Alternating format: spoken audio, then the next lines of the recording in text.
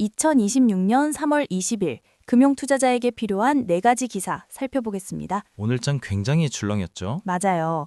서울경제 보도인데요. 카타리가 이란 공격을 받으면서 LNG 생산시설의 17%가 마비됐어요. 17%면 꽤 큰 규모 아닌가요? 맞아요.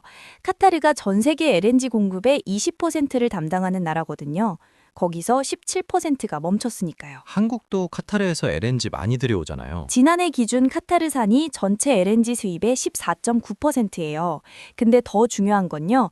카타르 에너지 최고 경영자가 직접 한국, 중국 등으로 향하는 장기 공급 계약에 불가항력을 선언할 수 있다고 밝혔거든요. 불가항력이요? 그러면 계약대로 공급 못 해줄 수도 있다는 거네요? 네, 복구에 3년에서 5년이 걸릴 수 있고 그동안 연간 1280만 톤 생산이 중단된대요. 정부는 최악의 상황을 가정해 대책을 세우고 있고 가스공사가 캐나다, 인도네시아 등 지분 물량을 확보하면서 현불 구입도 서두르는 상황이래요. 당장 가스가 고갈되는 사태는 아니겠지만 가격이 문제겠군요. 맞아요. 이미 LNG 가격이 2배 넘게 뛰었어요.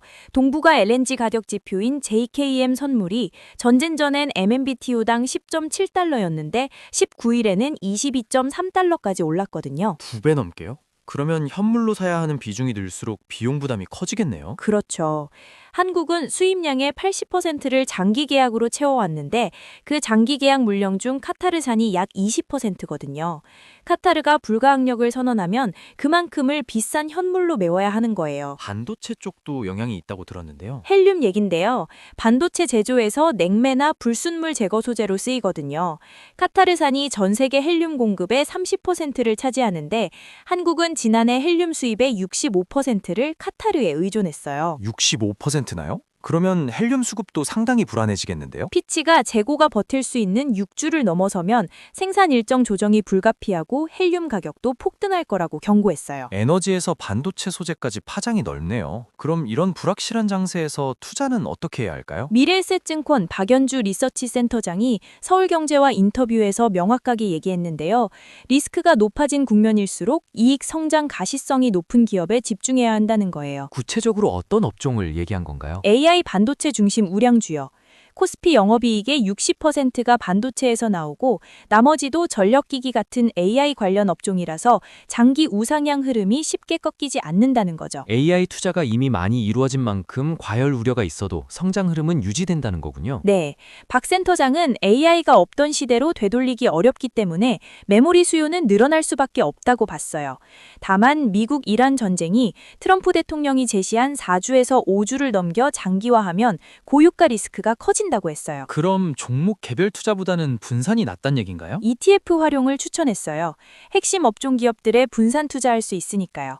해외에서는 중국을 눈여겨보라고도 했는데 미국 빅테크에 비해 기술력은 비슷한데 저평가된 중국 빅테크들이 연내 대거 상장에 나설 거라는 이유에서예요. ETF로 분산화돼 핵심 업종 중심으로 오라는 거군요. 근데 요즘 코스피가 출렁이니까 반대로 베팅하는 분들도 많지 않나요? 바로 그게 문제가 됐어요. 코스피 하락에 베팅하는 곱버스, 코덱스 200 선물 인버스 2X 얘긴데요. NH투자증권에 따르면 이달 18일 기준 이 상품을 보유한 투자자 15,832명 중 손실 투자자 비율이 99.99%래요. 거의 전원이 손실이라는 거잖아요. 평균 수익률이 마이너스 56.19%예요. 지난해 말 대비 이 상품 자체가 59.9% 빠진 거거든요. 근데 왜 이렇게 손실이 커진 거예요? 코스피가 출렁이긴 했잖아요. 음의 복리 효과 때문이에요.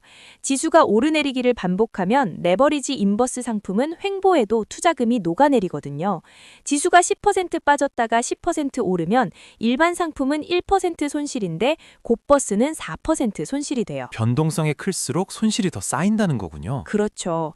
심지어 코스피가 이달 초 폭락 후 반등한 날에도 개인 투자자가 곱버스를 900억 원어치 순매수했어요. 그날 코스피가 3.5% 올랐는데도요. 하락 베팅을 더 쌓은 거네요. 결국 타이밍 싸움에서 진 거군요. KB증권 리서치 본부장도 삼성전자 목표 주가 32만 원 유지하며 메모리 수급 타이트한 환경이 최소 2028년까지 이어질 것으로 봤거든요.